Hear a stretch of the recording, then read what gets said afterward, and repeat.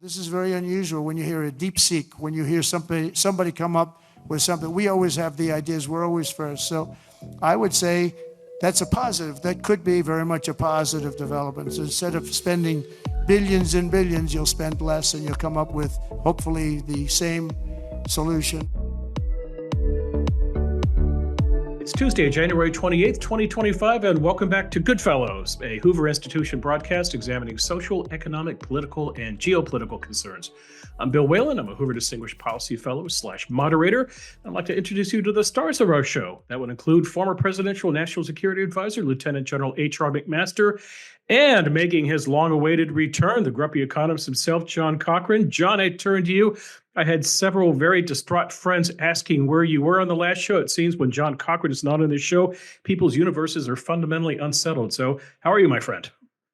I'm fine, thank you. I had a tiny little surgery on my tongue, which meant I couldn't speak for a week, which for me is just an unmitigated disaster. But let me say a little vote of thanks for modern medicine. Even tiny little routine things are life-changing for our perceptions of life. So if you ever think you want to go back and live in a Victorian novel, think twice. Okay.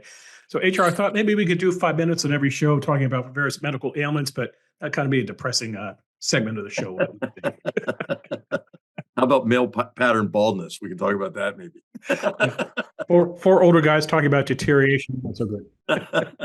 We call it the Hoover Institution Hair Club for Men. I'm one of the founding members. Exactly. So here we are. Let me point out that Niall Ferguson is supposedly joining us at some point. So hopefully he will jump in from wherever in the world Niall happens to be. But gentlemen, let's start with this. As we record, it is exactly 1 week and 1 day to Donald Trump taking office as a 47th president. And to me, at least, this is the proverbial drinking out of a fire hose, where what has not happened in the last 8 days. We've had a flurry of executive orders. We have had Trump get into it with, by my count, at least 4 different nations. When Neil joins us, he'll talk about what he saw at the World Economic Forum. We've had all kinds of craziness on Wall Street, $1 trillion selloff, John, that I want you to address in terms of artificial intelligence. Trump came out to California to talk fires, action, action, action. So, HR, let me pose it to you this way. Winston Churchill famously complained about being given a pudding without a theme. What is the theme to the Trump pudding? Well, I think it's, first of all, to reverse a lot of what the Biden administration did that he thinks makes no sense, which I think a lot of us would agree maybe makes no sense. And then to just make good on kind of his top priorities where he is utterly consistent, right? Border security, reciprocal trade, for example, and deregulation. So I mean, all these themes that we heard during the campaign, he's making good on. And of course, what we're seeing is he's a heck of a lot more organized. The administration is than it was in 2017.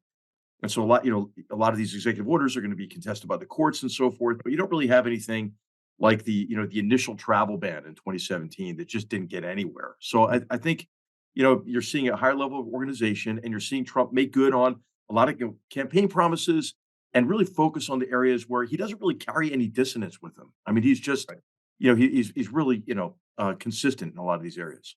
Mm-hmm. John?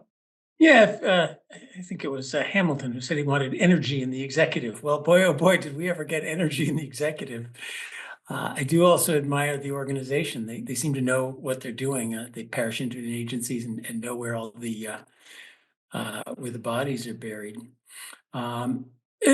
It is an out-of-the-box moment. Trump is showing his willingness to think out of the little verities that have circled around for decades that people pass around without thinking. Why don't we buy Greenland? Yeah, that's a good idea. Why did nobody ever talk about this in public before? Why don't the Arab countries let people from Gaza in there? There's an idea. Trump's willing to say and think kind of perfectly obvious things. So it's a time of high volatility. There's some bad stuff on the way, but times of high volatility in my asset pricing career can often be great if you can pick the good stuff and hopefully the bad stuff won't get you. So very interesting time, which I won't give a long lecture now. We have lots to say, and here's Neil to say some more too. Yes, you say name is up like Beetlejuice, and here he is, our friend, historian, Sir Niall Ferguson. Hello, Neil. Please, sir, I'm sorry I'm late. So to catch you up here, I asked John and HR if there was a theme to the Trump pudding in the 8 days of his presidency so far. Your thoughts?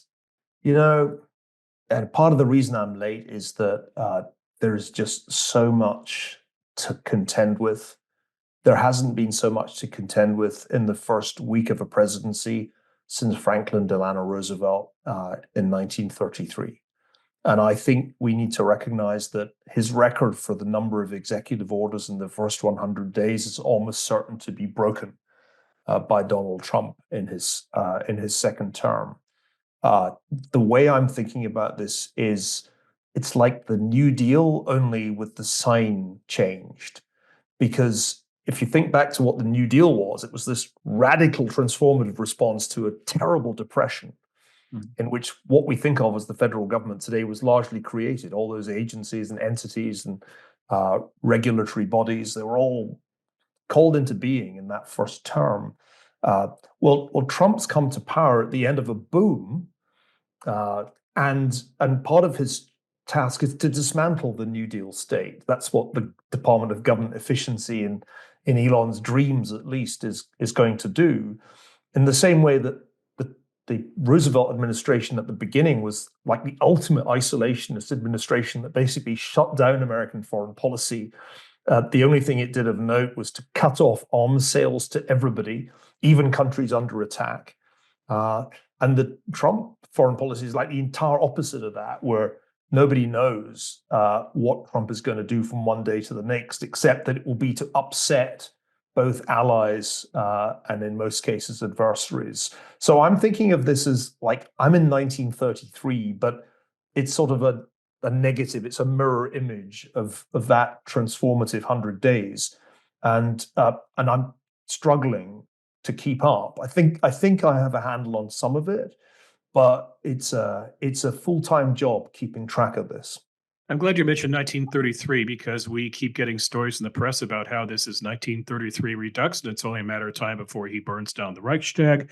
Wrong country, right year, wrong Right. country. And we had a kerfuffle over Elon Musk, maybe not offering a Nazi salute. So, John, what are Trump's opponents going to do for the next 4 years? Just run around? Can I just crazy? interject? Yes. Definitely not offering a Nazi salute. I mean, that was one of those things that makes you realize there's a lot of stupidity out there, because my heart goes out to you. Elon's pretty awkward gestures on stage, which are not ever particularly delightful to watch, couldn't have resembled less a Nazi salute, unless you'd never seen an actual Nazi salute. I mean, really. Yeah. Well, I think that's one's a great, it kind of answers your question, an insight into the progressive mind. Let's just think, take a breath and think, is it at all possible that Elon Musk is a secret Nazi, and I mean a real Hitler-loving Nazi, and chose the moment of a speech at the inaugural to reveal to all his friends that we are secret Hitler-loving Nazis and to give the signal that it's on? This is just completely insane. And PR went with it. Now, do they really believe that? Hard to tell, but it is part of the machine. You could see the machine trying to go. Members of Congress repeat it. The media repeats it. Oh, is Elon a Nazi? Maybe we need investigations into Elon's past. Is there a high school yearbook photo in which he is seen cavorting with somebody who might have descended from some Nazi, blah, blah, blah, blah, blah. It obviously went nowhere because it is so completely ridiculous. But you can see one element of that train trying to get going. And it's an interesting train to watch as it has now crashed and burned. Well, HR, what are Trump's opponents going to do for the next 4 years? They don't have votes for impeachment. You can only play the Nazi card so many times. What are they going to do? Well, they'll resist like anything that they can. I mean, I do think though that it's clear that that President Trump has the initiative at this stage. I think what he's been able to do is what he's done is actually not surprising, right? Is anybody surprised by any of the executive orders? I mean, the thing with Donald Trump is, a lot of politicians, they kind of hide what they're going to do. They're obscure, about their intentions. They're afraid of, alienating portions of their constituency. But with Trump, I mean, what you see is what you get, and I think that whereas a lot of people, of course, find what he says or, what he does offensive or, arresting or, or upsetting. I mean, I think a lot of people are just happy that what you see is what you get, and there isn't really an ulterior motive with him. Half of what Trump's doing is not like Roosevelt in a way. Half of what he's doing is cleaning up the mess, the ungodly mess left behind by energy policy, by DEI programs, by you name it. The whole federal bureaucracy is a mess. So cleaning up the mess is a little different than expanding the state in order to deal with an emergency. Let me offer maybe what his opponents should do. Number one, govern responsibly. It would be lovely if, the next election could come along and they could point to San Francisco as a well-run blue city. We'll do like this for the rest of the country. And the other is the rule of law question. So we do not elect a king for 4 years. I like the policy results, but government by executive order and national emergency is dubious in the long run. The next Democrat will certainly come in and declare a national emergency on climate and gender equity.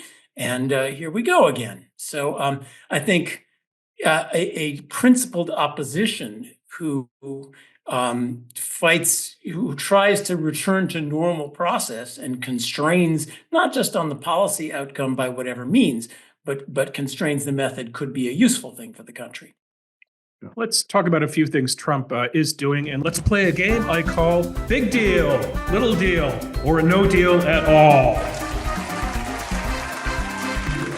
So, item number one, the president signs an executive order calling for a 90-day review of all U.S. foreign aid. Marco Rubio, our Secretary of State, does indeed issue the freeze. The freeze does not apply to emergency aid. It does not apply to military funding for Israel, but it does apply to military funding for Ukraine. Gentlemen, big deal, little deal, no deal at all?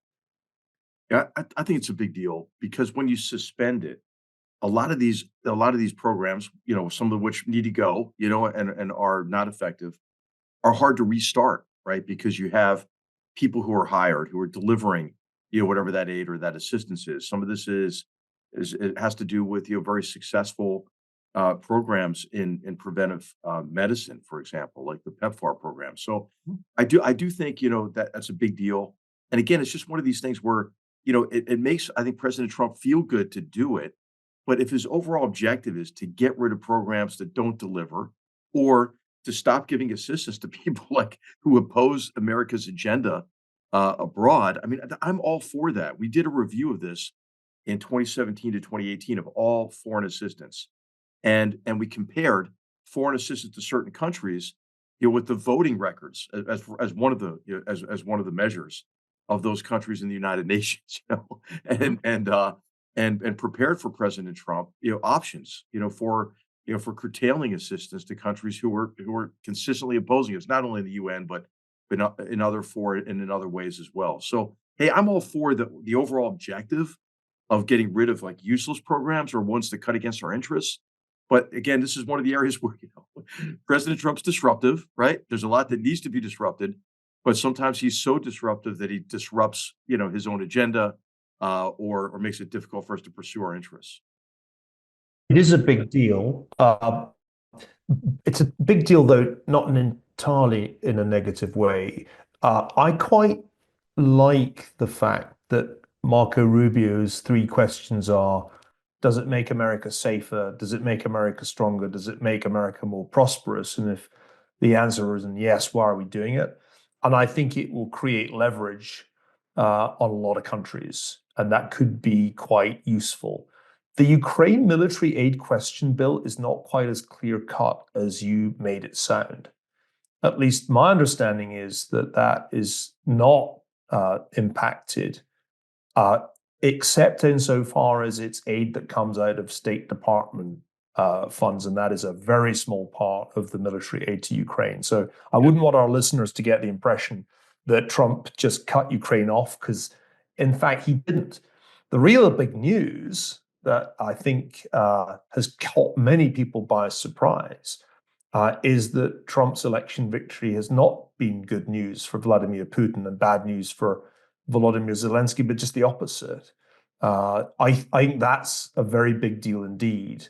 And it makes me more optimistic that we'll see an end to the war that won't be entirely on Putin's terms. Putin's on the back foot. That's clear from Trump's recent Truth Social statement, but it's also clear from other things that I'm hearing from Ukraine. So let's just make that clear. Okay, John? Military aid, there's two parts. Are we willing to send weapons to people who might even have the cash to buy it from us versus are we willing to give them the cash? The number one question is the first one. Send them the weapons, especially the Ukrainians and the Israelis, and let's worry about who pays for it later. Non-military aid is a rat hole, and I do think it needs some way of looking at it. So much ends up in suitcases full of cash that wind up in people's Swiss bank accounts. So much ends up subsidizing our enemies. Most of Hamas was subsidized by us and the Europeans through the United Nations. So that's really counterproductive in many ways. So stopping and looking at it, reforming it is important. All right, next question. The Colombian president refuses to accept U.S. military flights bringing deportees into his nation. Donald Trump threatens economic sanctions. Colombia's president promptly backs down. Gentlemen, big deal, little deal, no deal. Let me add to that. What happens when Trump starts punching down? In other words, so far he's gotten the squabbles with Colombia, Denmark, Canada. No offense to these nations, but they're not to be confused with China or Russia. Neil? I think it's part of a big deal. I mean, the big deal is obviously that there is going to be a concerted effort to deport illegal immigrants from the United States. And we're told it's going to be on a larger scale than anything we've seen in recent times. I think it's quite a big deal if you combine it with the closure, or at least much more tight policing of the southern border. John will explain the economics in a minute. But if one thinks about how this is actually going to be done, two things need to happen. One, there need to be significant resources voted by Congress for these deportations to happen. Otherwise, they're not going to happen. And we'll see how much Congress is prepared to put into this effort. The other thing that has to happen is that Latin American countries need to cooperate. And if they don't, again, the whole thing becomes impossible. Now, the Colombian case was interesting because the Colombian president made a mistake, which was to pick a fight on social media with Donald Trump. That didn't last long. And I think that is not a mistake that his Mexican counterpart is ever going to make. Claudia Sheinbaum is very clearly playing a clever game in making sure that she does not get on the wrong side of President Trump. And I think that's more important, of course, than what goes on with Colombia. Notice also that the Trump administration seems ready to deal with the most odious regime in the region, the Venezuelan regime of Nicolas Maduro, if it can get cooperation from him with the deportation plan. So I think it's part of the big deal. And John is going to tell us, if he feels like it, why a sudden change to the US labor market brought about by these radical policies might be a big macro deal. John? Well, if we deported a substantial fraction of the over 10 million people working here illegally, that would be difficult for the economy. Both, good luck getting anything built, good luck getting your garden cleaned, but also all sorts of people working other jobs. But so the big question is it going to be a mass deportation of peaceful, hardworking people, or is it going to be something else? And I think that's still up in the air. For the moment, this is mostly on the symbolic scale. One plane load, does Colombia take it or not? So I don't think it's going to go that far as sending 11 million people to other countries. That would be a big shock to the labor market. A lot of why the U.S. has grown so well is our labor force has grown. There's more people working in the U.S. unlike other places. But so far, we're not really heading in that direction. HR? Yeah, I think it's a big deal. Petro too, the president in Colombia, he's a far left ideologue, and he's not very popular in his own country. So, I mean, that's somebody I think who Trump did, to use a wrestling term, is pretty appropriate for Trump to elbow drop, and I just hope he's harder on Maduro. I mean, I'm worried about this deal, Neil, with Venezuela. And this is what you get with Trump. You get somebody who's tough, right? But then also he loves like a big deal, and he's got a lot of, I think, shady business people in his ear. saying, "Hey, man, we need to deal with Venezuela because they want to make money again in Venezuela." And of course, with the very clear election results that cut against Maduro, him remaining in power, I think Trump ought to make him a pariah and really put the screws to him. The Biden administration alleviated the sanctions on Maduro. That didn't work. And so, anyway, with Trump, it's a double-edged sword. I think he's tough. He was tough with Petro. I think that was good in this case. I hope he's tough with Maduro as well. Let's stick with you, HR. Trump's also called for NATO countries to increase their defense commitments to 5% of their GDP. Again, I ask, big deal, little deal, no deal at all. Yeah, it's a big deal, because he got results last time when he really hit burden sharing hard. I mean, it was funny when he's in meetings with Chancellor Merkel. So Angela, if you love NATO so much, why don't you pay your dues? And he'd say, you're feeding Putin's ATM with this pipeline. We're over here defending you. How does that make sense? And he was right about that. And of course, Germany's declared the Zeitenwende, but they haven't really done much about it in terms of increases in defense spending. So, I think it's a big deal. I hope we make good on that as well, because our military has a huge bow wave of deferred modernization. We have capacity issues, and our procurement budget, has been going way down. The Biden administration defense budgets were real reductions when adjusted for inflation, and the world's being a more dangerous place. So I'm thinking of Senator Wicker's report on the defense budget. I hope that Donald Trump, overrules the budget hawks in his administration and realizes that, you're not going to solve the deficit problem or the debt problem on the defense budget side. What you'll have is you'll be weak fiscally and you'll be weak militarily as well. John, that conversation with NATO includes, yes, another threat of tariffs. Well, let me, yes, and let's hope that those are threats, because the whole point of NATO is an alliance, and the whole point of tariffs is I'm going to take from you and give to us, which is not a very nice thing to do with your allies. So let's hope it's just threats. But the spending thing, I think, well, the idea is a nice one. Focusing on how much you spend, especially when you're talking to Europeans, I think is a mistake. You need to focus on what you buy for what you spend. And looking all around us, the squishiness of cost is, I think, one of the great lessons of our time. You can spend billions and billions of dollars on highways in the US or on spaceships from Boeing rather than Elon Musk that just go down big rat holes. And certainly European welfare states could spend money on a military budget that goes down a rat hole. But then, HR might fill us in. How many operational tanks are there in Germany ready to go? That's the number I want to know. Like a battalion, Yeah, only a battalion. you could And hey, increase. John, you know who made this point? This is a really good point that you're making. Was President Niinisto, the former president of Finland. He gave a talk at Chatham House last week. I recommend it to our listeners. It's worth reading. And he's a very wise person. I really enjoyed my interactions with him when I was national security advisor. And he was great with President Trump. I mean, he really helped President Trump understand better, kind of the threat to Europe broadly by, the Russian threat to Europe. And this is re-invasion of Ukraine. But you're absolutely right on this. It's not just how much money you spend, right? It's like what you get from that spending. Because welfare states, we could spend it on diversity coordinators, we could spend it on pensions, we could spend it on veterans health care. That's all military spending, does no good. I want to know, are you ready to go? I would also, the spending business, he who picks up the bill gets to pick the restaurant, which is something we should remember. If the Europeans start spending their own defense, well, then they get a better right to say when it does and doesn't get used. Conversely, to the Europeans, I would say he who picks up the bill decides what restaurant we're going to. And if they want a different policy on Russia and Ukraine than we do, well, then that's why they should want to spend on their own rather than due to our threats.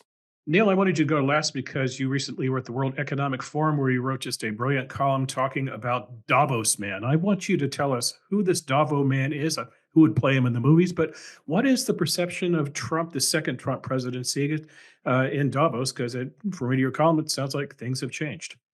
Well, I'm sure HR has suffered Davos at least once in his career, if not more often. Not sure if John ever accepted the invitation, but the World Economic Forum is well known, I suspect, to most of our listeners as the great bazaar that takes place in Switzerland each January, when the business elite of the world converge to meet with a smattering of world leaders and academics.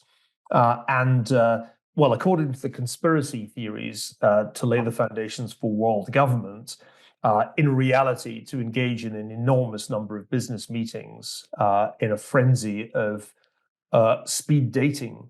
I was there. It was a tough choice. Inauguration, Davos. I felt the patriotic thing was to go behind enemy lines and see what the globalists were up to, rather than to go partying in Washington. I left that to my wife. And what did I find? Well, what a transformation. 5 years ago, when I was there on the eve of the pandemic that brought us together as the GoodFellows, the conversation was not about the pandemic. No one else had noticed. It was about the wickedness of Donald Trump, and in particular, his utter irresponsibility on the sacred issue of climate change. Greta Thunberg was also in town 5 years ago. She was feted, he was hated. It's all over, it's all changed. Now the European business leaders, not only privately, but publicly say, we wish we had Trump here in Europe. We want MAGA, make Europe great again. Can we have Musk too? This is what we need. So 5 years on, there's been a complete vibe shift at Davos. And so Davos man is now mega man. He wants Europe to get the Trump treatments. You name it, they're ready to do it. And you can see why. Because Europe has so conspicuously fallen behind the United States in terms of economic performance, technological innovation. And part of the reason is, as has been pointed out at Davos several times, that Europe's regulatory regime discourages innovation, imposes regulation on anything novel, and also layers on costs in the name of climate change that make German manufacturing simply uncompetitive. So that's the vibe shift. And it relates to this defense spending issue too, because I found myself at one of the Davos sessions having a little bit of a contretemps with Wolfgang Ischinger of the Munich Security Conference, when he made the absolutely extraordinary suggestion that maybe the Chinese could provide troops if Ukraine needed a security guarantee after a ceasefire. It certainly couldn't be Germans that did it. And I'm afraid this set me off rather. And I'm hoping our producer will provide the clip, because it was one of my better forays at Davos in recent years. I spent many years studying German history. I speak German, I know the country well. And I say to my German friends, including you, Wolfgang, if you want to confirm the worst possible impressions that Americans, not just MAGA Americans, but Americans have of Europe and particularly of Germany, go suggest Chinese troops in Ukraine. Because that is the single worst idea I've heard at Davos in 10 years. John, why don't you go to Davos? Well, I haven't been invited to start with, and I hate cocktail parties. So I have two reasons. I would go to Davos and I would go skiing, but maybe the slopes will be empty. Hey, the one party to go to is the Salesforce party. Great music, man. Great music. I mean, that's what you don't want to miss. I knew you'd been there. Neil, though, it's not just Trump. Trump is reflecting what you called presciently the vibes shift, which is what you're seeing at Davos. And certainly Davos and Europe. My sense is Europe has figured out we regulated our economies to death. We are all past peak woke. The great awakening is over and imploding around us, and that's not just Trump. Europe doesn't quite seem to get it as far as energy and climate, as far as I can see. And the regulatory burden is enormous on that. Companies are still having to file Scope 3 emissions every time they sneeze in Europe. So they quite haven't put two to two together on how much they killed their economies on the altar of completely ineffective climate policies. I mean, were this actually doing any good? There might be something to say about it. They also don't seem to have quite gotten the fiscal discipline. I was interested by Mario Draghi's report that said, hey, we've regulated ourselves to death. The answer is we're going to have the European Union issue hundreds of billions of euros of bonds and throw them down various industrial policy rat holes. So has Davos man really come around? And second question, you said it, so I'm going to ask you the question. It's gorgeous. Is what Europe needs really 24 Javier Mileis rather than a Donald Trump? Yeah, that's actually right. I mean, I do think that the idea that you could sort of do Trump on Europe misses the point. The United States can afford Trump because of the strength that it has accumulated, particularly in the technology domain, but also because of the enormous natural resources that it has at its disposal. Europe doesn't have these advantages. Its problems are closer to Argentina's than America's. And so my recommendation was, in fact, Javier Milei. I think we probably need 27 of them, wouldn't they, John? Well, yeah, sorry, I got the number. And Ursula von der Leyen cannot from Brussels issue executive orders the way Trump can. So Europe has it doesn't just need one Trump; it needs, if any, a lot of them. And Neil mentioned technology. That is my opening to ask you guys about DeepSeek, and I want you to run with this for a little while. So yesterday we had a $1 trillion sell-off on Wall Street. DeepSeek, if you're not aware, is a low-cost Chinese AI model. This comes right after a $500 billion pledge for Startgate to do AI infrastructure here in the United States. John, you wrote eloquently about this in your Grumpy Economist blog. So tell us about DeepSeek, and if you want to put it into this category, a big deal, little deal, no deal at all, feel free to do so. Oh, big deal. And, ginormous deal. Well, if true. Yeah. So there's always a question of exactly how much did it cost. But the basic news is, speaking of the squishiness of cost, AI, the basic idea is computation's free, so we'll just throw spaghetti at the ceiling and see what sticks. And then you scale that up to the $100 million, and all of a sudden it's not so free anymore. So that in the grand history of things, huge costs that have been revealed to produce something useful lead to innovation on how do we do it cheaper. This one seemed to be mostly software. I will also note that the export controls on advanced chips spurred the Chinese to figure out how to do it without advanced chips. So much for the effectiveness of the export controls. Good thing we didn't run hundreds of billions of dollars of industrial policy on the US way of doing things before we found out it could be done much cheaper. So this is just wonderful overall. The idea that AI can be done at 1/10 the cost.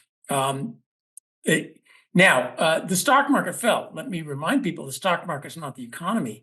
Stock market measures the value of profits, not the value of good things to the economy. So a dramatic fall in the cost of AI means if you, NVIDIA, had the patent on the chips that were needed, well, all of a sudden we don't need those chips. NVIDIA's stock goes down, but that's great for the rest of us. That's great for AI users. That's great for the economy. The stock market is not the economy. And so overall, don't measure it that way. Neil, Mark Andreessen called this AI Sputnik moment. Yeah, I saw that, and I thought it was interesting because we've known for a while that DeepSeek was making significant advances. It's not quite clear at this point how far they were able to use the most sophisticated semiconductors, or whether they were doing it by just piling on the next grade down. I've certainly heard it suggested that there must have been some illicitly obtained, maybe via Singapore.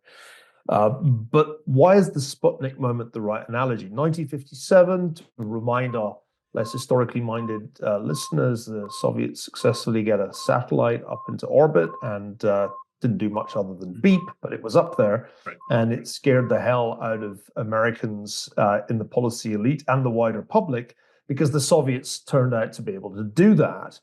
And I think you could certainly say there's something of the Sputnik moment about realizing that the Chinese can do an LLM as good as OpenAI's best at a 27th of the cost. But what's the real moral of the story? I would say, HR, tell me if you disagree, that the Sputnik moment spurred the United States on to win the space race, which it decisively did, landing a man on the moon 12 years later. And I think the same will be true here. I think we needed a bit of an incentive to get this right. Chinese competition has been the incentive for some years now. I don't think we would be putting nearly as much money into AI if the Chinese weren't competing with us. And I think if it is the Sputnik moment, the outcome is still likely to be the same, that the United States prevails, but not certain. I think it's very important to understand that in this AI race, we can't win by technological containment. John, I think you and I agree about this. We're not going to win by just hoarding the best GPUs, especially since they're manufactured right next door to China on Taiwan. We're only going to win if we do better engineering and we can solve some of the physical constraints, the electricity generation challenges that are implicit. There's a quest on here, at least in the minds of the US companies, to get to AGI, artificial general intelligence. I don't think that's what the Chinese are trying to do. I think the Chinese are just trying to produce a commercial winner in the large language model market. And just as TikTok turned out to be a commercial winner in the social video market, maybe DeepSeek will be a commercial winner. But it is still a case of anything we can do, they can do cheaper at bottom, isn't it? Because this isn't really like Sputnik, because that was a throw billions of dollars at it, and we turned out to have more billions of dollars than the Soviets did. This is a cost race.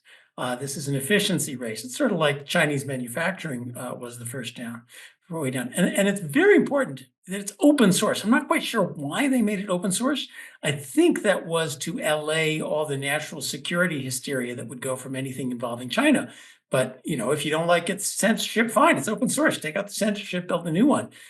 They shared all that intellectual property with us for free. So the advantage that they'll have from the programming is not going to last very long at all. That'll all get incorporated into the way the US stuff does remarkably quickly. So thank you for sending that us.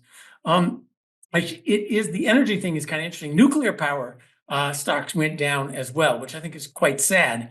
One of the great impetuses we had to get nuclear power going is now back into the Nuclear Regulatory Commission. And yes, this would not, if we had been walled off, we would not have felt that competition. If it was a private thing in China, closed source, only done in China, we would never know you could do it for 1/10 the price. So that's very important to stay that way. Finally, HR, the security. HR's got to go on the national security on this. We've been doing China, and HR is sitting there slowly building up a head of steam. Yeah, the national security angle, HR, but also how it fits in the larger China conversation having to do with tariffs and military competition. Yeah, so I think that if a technology can be weaponized against you, can be used to threaten your security, we should impede the transfer of that technology, or at least not underwrite it. What's happened over many years with China is that we've invested in Chinese companies with dumb money flows into index funds and so forth, into companies that manufacture their weapon systems. We allow many of those companies to list on our stock exchanges, and a lot of smart money has gone into companies. So, for example, a massive investment in 2014 went into the Chinese company that does all the battlefield artificial intelligence for the People's Liberation Army. That's crazy to me. So I think that there are tools of economic statecraft that are appropriate, but as I think John's pointed out and Niall's pointed out, we can't just try to impede our adversary. We have to stay ahead, by innovating more effectively and applying technologies. I mean, other examples of really U.S. technology, U.S. companies aiding and abetting, a potential enemy has to do with the hypersonics, which again, remember that was a Sputnik moment also, was Chinese development of hypersonic missiles. All those missiles were designed with U.S. software, So I just think that there is a place for export controls, and because the public good that we're protecting, is our own security. Now, but at the same time, we want to maintain our competitive advantage, and I think this is an opportunity to invest more in the development of technologies that have a defense application, but that also allow us to compete effectively in the emerging global economy. John, what happens when you go on DeepSeek and you ask a question about Tiananmen Square or the Uyghurs? What do you get as a response? Yeah, it's censored on Tiananmen Square the exact same way that ChatGPT is censored on every vaguely right-wing political issue in the U.S. Come on, John. There's not an equivalence there, man. Come on. It's censored. What do you want to know? It's censored. It's hilarious how lame the censorship was. If you ask DeepSeek to put threes instead of E's, it'll tell you all about Tankman and Gentleman Square, and it's open source. So it's pretty clear they put in some censorship to keep the CCP happy. But you want to get around the censorship or use the technology, it's very easy. They're going to get better at it, John. They're really good at censoring. But they just gave away the store. You've got the source code. You want to build a US-based one 3 months from now, you got a US-based one with our censorship instead of their censorship. Also, HR, you keep going on about fair trade. If things should be fair, so China should take the same attitude. We don't like TikTok because of some vague, the software is hoovering up data. Well, Tesla's cars hoover up data. Right. Shouldn't China ban all Tesla cars because the software is, hey, wait a minute, all US software. How do we know the NSA hasn't put a little secret backdoor? China should ban all US software exports. This is if you believe at all in some sort of fairness, and we're not exactly at war with each other. John, all Chinese companies must act by law as an extension of the Chinese Communist Party. I mean, there's no option, right? So, I mean, I think that's a big difference, John, a big difference. And then also, so many of these companies are developing weapons that could be used to kill our children and grandchildren. I think that's something to be concerned about. We're developing. Well, I think these are, I don't think that we should have blanket approaches to this, but also if we talk about, the Chinese industrial policy and subsidization, subsidies and overproduction, dumping. This is what they just did. They just dumped an AI model. And we're not subsidizing chips, and we're not subsidizing GM and Ford. We don't do any of that, do we? These are for strategic purposes, right? So China wanted to dominate all of the hardware associated with fifth generation telecommunications, right? And they wanted it for security purposes, so they could exfiltrate all the data they wanted from all around the world.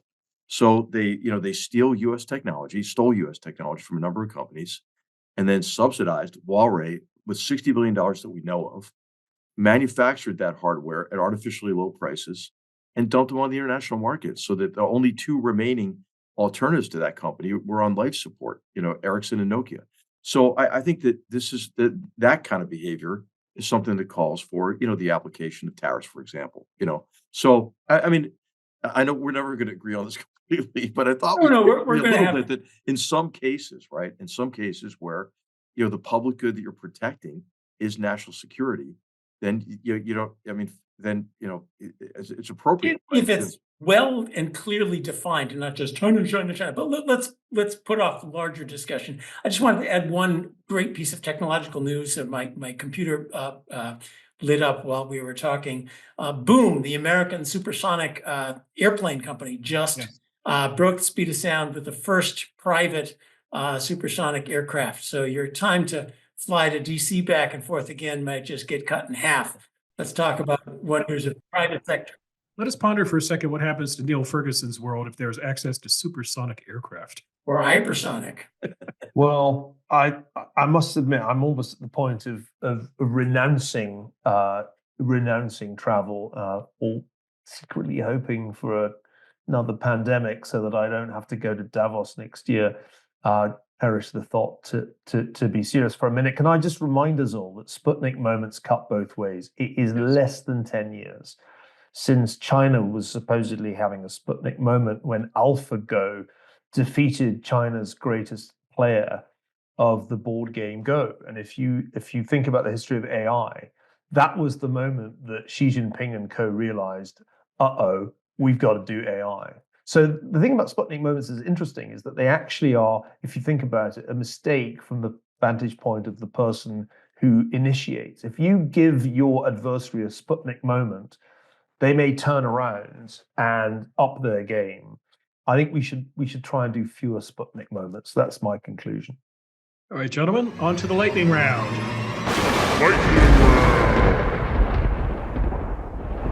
All right, 3 questions for you this week. The first one, I'd like each of you to name one story or one development that did not get the attention it deserved. HR, you go first. The Philadelphia Eagles do not count.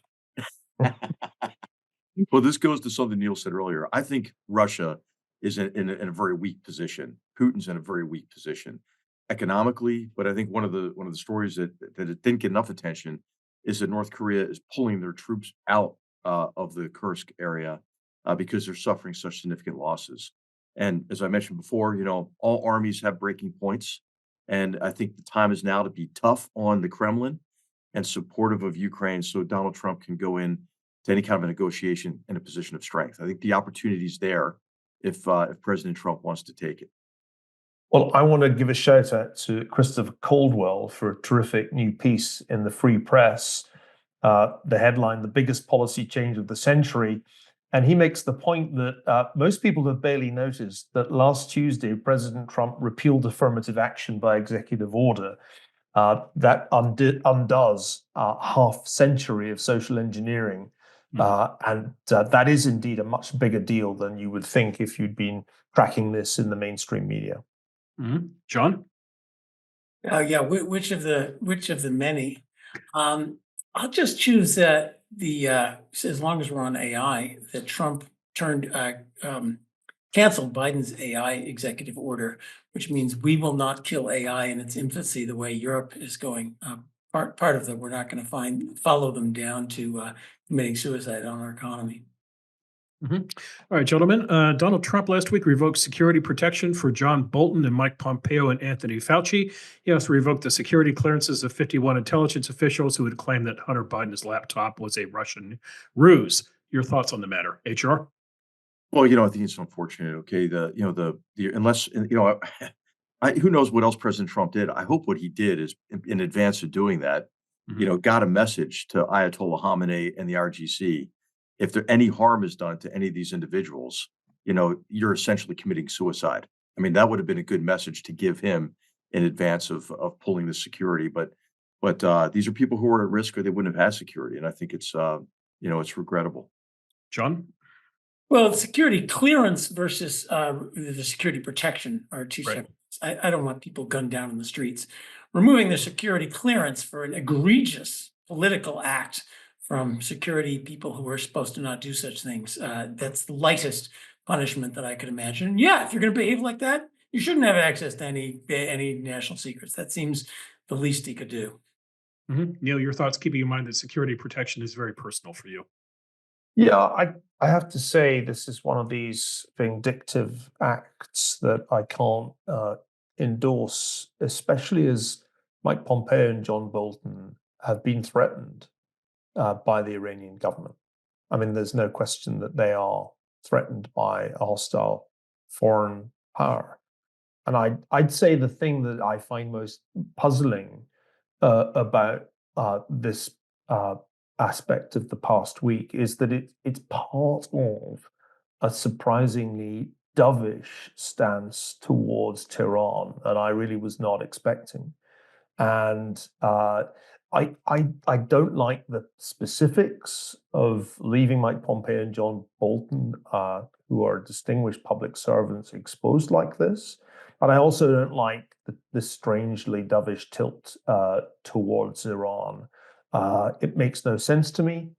I think there was a coherent strategy that was available, which was to take on the axis of authoritarian powers and take advantage of Iran's weakness. But it's the Tucker Carlson tendency getting at least some part of what it wants. It's not getting what it wants on Russia, at least not so far. So they seem to have decided to turn their attention to the Middle East and make arguments that are not only pro-Iranian but anti-Israel. And I find that a very questionable policy turn. I hope it won't last. I'm fairly sure it won't last because it makes no sense. I could see it coming, Neil. I mean, I tell the story in the book about the summer of 2017 when President Trump wanted to talk with Iranians. I told him, hey, you're wasting your time. I mean, and the Iranians know this too, right? The Iranians are on the ropes. They want Donald Trump to help them get off the ropes. And that jackass Zarif, was just on Fareed Zakaria's program in Davos, and then published an op-ed in Foreign Affairs. And it's the same line from the Iranians. Well, if you're just nicer to us, if we can welcome us back into the international order. And we'll stop trying to assassinate people on your soil. No, I'm totally with you, HR. I think this is a really bad turn of events. I'm just hoping that it won't last because it's hard to see that there really can be any lasting deal between Tehran and Washington. And I think there are plenty of people in Tehran who don't want to do it, because I mean, there's a division right in Tehran as much as there is in Washington. I think the national security strategy of the new Trump administration right now is like a free-for-all between multiple factions. The China First people are fighting with the let's mollify Tehran people, who are fighting with the let's focus on deportation people, who are fighting with the we got to worry about the economy people. I mean, it's got a lot more complicated than it was at Mar-a-Lago when he was just king. Now it's the federal government, and the full bureaucratic turf war is underway, and may the best faction win. And the same is true of economic policy. But let me ask you guys, so maybe it's just that what Twitter's algorithm sends me, X's algorithm sends me, but there is a good possibility that both Russia and Iran are on the edge of collapse.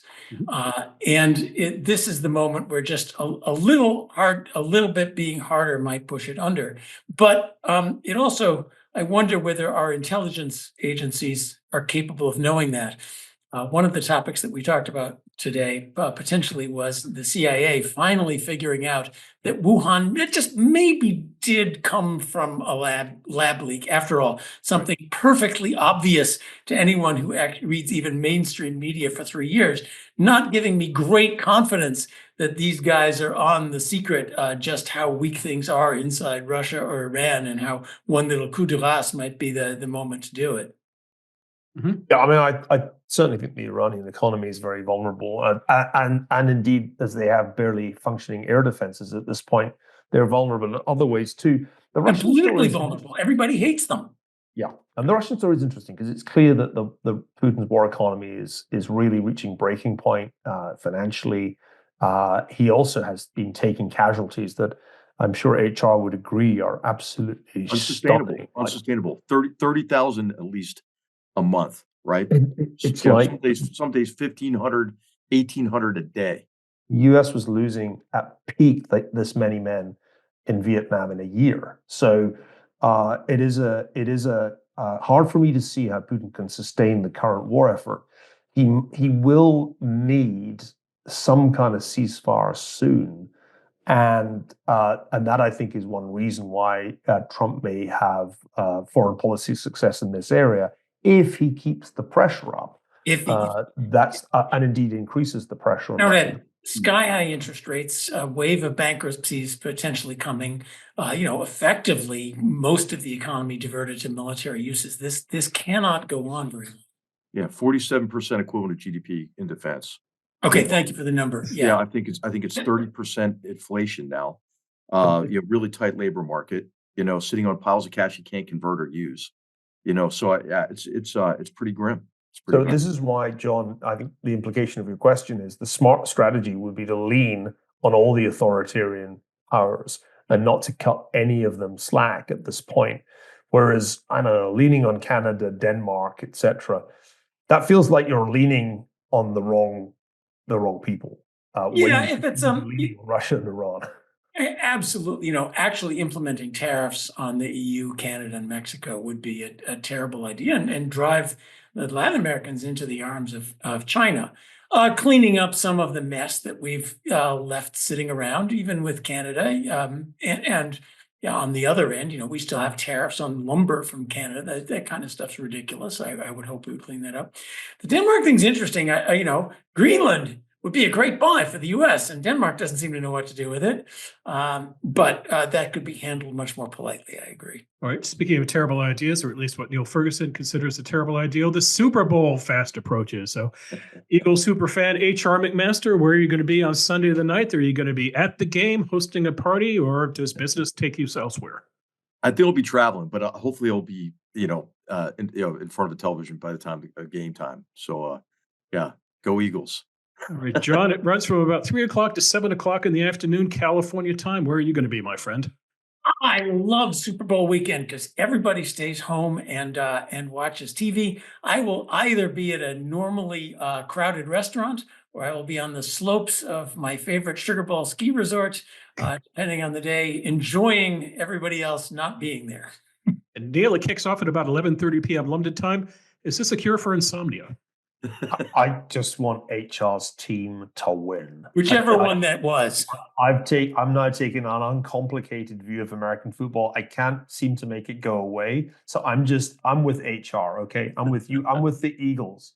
And hey, how does Scotland look for the Six Nations? Six Nations is coming up in Well, in Europe. Bill shared with me a particularly moving scene from the dressing room after Scotland beat England in a recent Calcutta Cup. It would, I'm sure, gladden the hearts of our viewers to hear the victorious Scotland team sing. We're a few weeks out from Scotland-England at Twickenham. February 21st, I'm taking my youngest son, Campbell, for his first ever rugby international, and that will be one of the highlights of the year. Yeah, we'll talk about that nearer the time. Anything with an oval ball is all right by me, whether forward passes are allowed or not. Neil, if you believe the God has a sense of humor, your son is going to fall in love with an NFL team, much the way he fell in love with the NBA team, and he's going to have to drag you to an NFL game in London.